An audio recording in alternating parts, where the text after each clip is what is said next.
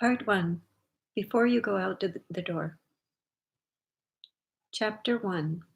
Does this sound like you? You're alone, successful, and the clock is ticking. You're still young, you're liberated and complex. You want your brains respected and your feelings cherished by a man you respect and cherish. You want to join with this man in a partnership of thoughts, feelings, and mutual life goals, home, family, and an interesting career. You have dated men who seem right in the beginning, but then it falls apart.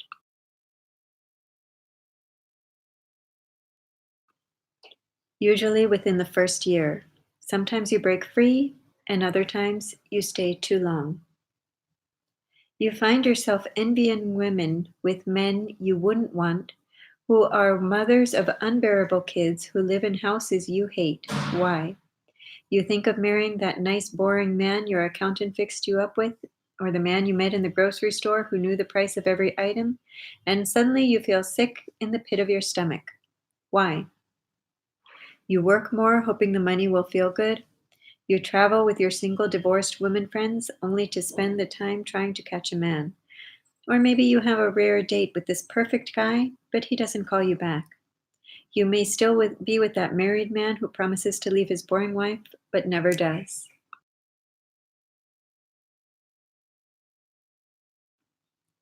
You try to settle for that reasonably attractive associate, professor of philosophy with the bright conversation and the clip out coupons for 2-for-1 dinners, but you just can't. Why? Why people aren't getting married and staying married. Carl Jung said that every man has a feminine feeling side and every woman has a masculine thinking side. But until the 1960s, men who had to go out into the world to become breadwinners repressed their feminine side, while women who married and became homemakers repressed their masculine side. In those days, traditional values still prevailed in dating, courtship, and marriage. Premarital sex was frightening because of the risk of pregnancy. Abortions were illegal, dangerous, and inaccessible to many. Divorce was still a scandal, and good women obeyed their husbands. But in the early 70s, the feminist movement communicated for the first time on the mass scale that maleness, or the male qualities that represented success, was something that could be actively pursued by women. Money, power, independence, and prestige were all within a woman's grasp, and for the first time represented something that could be realistically achieved without sacrificing cultural values. What was sacrificed were the traditional roles of male and female that had for generations been the foundation of successful relationships. In fact, women became ashamed, and understandably so, given their new acculturation of being satisfied with the traditional female role. Instead of just becoming housewives, secretaries, or teachers, women also became managers, lawyers, college professors, and corporation presidents, just as men, not coincidentally, began releasing a more loving, gentle, and sensitive side of their nature. In Jungian terms, both women and men had begun to develop both sides of their true selves, the masculine as well as the feminine. Soon there was no rules of behavior particular to the male or the female in a romantic relationship. He could call her or she could call him. She could pay for the date or he could, or they could split it. He could pursue her or she could pursue him. She could initiate sex or he could. Free love was in, commitment was out. Equality was the name of the game. Soon relationships became a kind of battleground on which men and women sought equal rights, equal degrees of power and prestige. If this were restricted to the boardroom, it would represent only a broadening of the field of combat, but not surprisingly, it entered the bedroom as well. With both men and women vying for the same position, the courtship dance was abandoned to two partners struggling for the lead.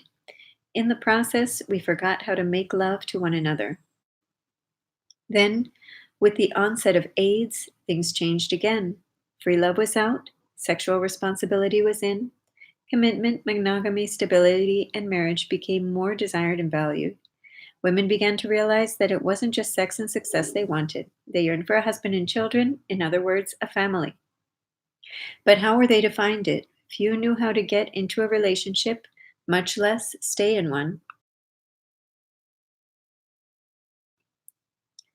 Grim statistics tell us that a small percentage of women over 30 will marry. Exactly half the marriages that are performed are doomed to end in divorce. What is almost as bad as the number of relationships that self destruct before ever reaching the altar, before ever having the chance to beat those odds. But you can beat the odds. Do you want it all, or are you willing to compromise to get him? Freud, at the end of his career, asked the question, what do women want? The answer most appropriate today is everything, and that is exactly what is wrong. Women and men who want it all end up with nobody to love. In today's society, healthy men and women are so ambisexual, so fully both male and female, that they seem to not need each other anymore. Women can earn a living and live alone. Men can cook and live alone. Nobody has to get married to have sex. Serial monogamy, which has a series of short term monogamous romances, is now the major relating formula of the day, and narcissism the predominant personality disorder. There is nothing wrong with healthy narcissism because it means that each of us has the right to be a total person with both male and female qualities. We each have the right to think and feel. We each have the right to our own body. We have the right to be an individual separate from all others. So we have advanced to the place where we can be all by ourselves if we want to be. The problem is, how do we get together? There are now 4 people in every relationship instead of just 2. His male and his female and her female and her male, 4 complex creatures who want the freedom to be respected for their thinking and cherished for their feelings, often at the same time, but equality tends to be competitive. Nobody in an equal relationship wants to give up his or her rights. But in romance, only opposites attract. People who are similar repel one another. What is romance? For women, romance means fantasizing that a man cares so much about her that he feels responsible for her and will protect her, be generous to her, and take care of her feelings. He acts like her man.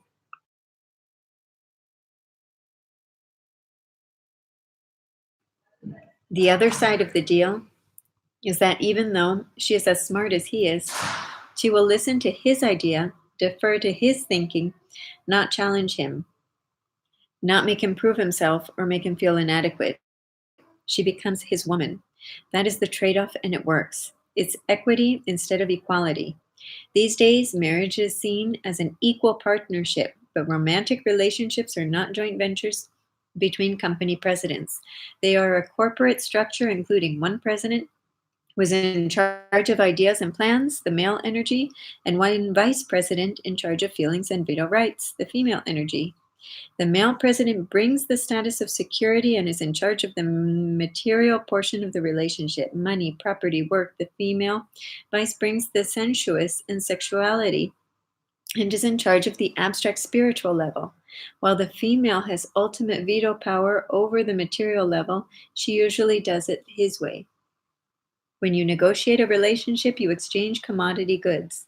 If you want marital status and money, male, you better have enough sensual skills to exchange for his money and status. If you want sensuality and sexuality, female, you'd better be willing to come up with the money and status. So you must choose to be either the male or the female energy. It doesn't matter whether the man or the woman assumes the male or female role as long as there is only one of each. Once you choose whether you want to be the female or the male energy, you must learn how to find a man, attract him to you, and begin a relationship that will last.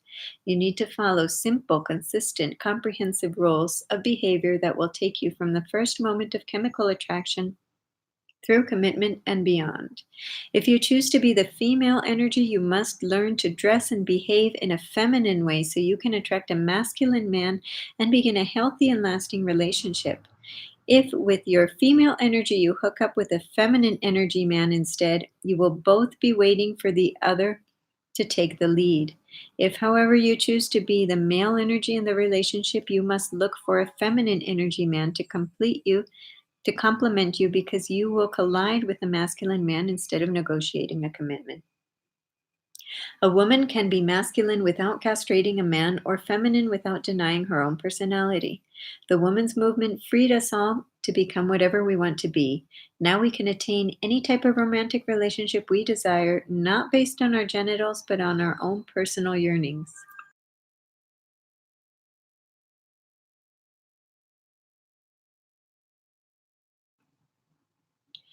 I am not attempting to teach men how to be men and women how to be women. This isn't Total Woman or the Total Man.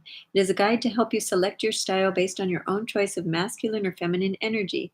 And it is not absolute. Eventually, you and your mate can negotiate changes in various aspects of your male and female roles as various needs or desires arise. When women are condemned to sacrificial femininity and are not allowed to think for themselves, the capabilities of their own minds are diminished. When men are condemned to sacrifice masculinity in which their feelings are not considered, they are being used as money and sex machines. I will illustrate how male energy gives first and how female energy gives back to reward male energy. Each person can bring either male or female energy to the relationship. The important thing is to know what you are comfortable with and pick a mate who complements you.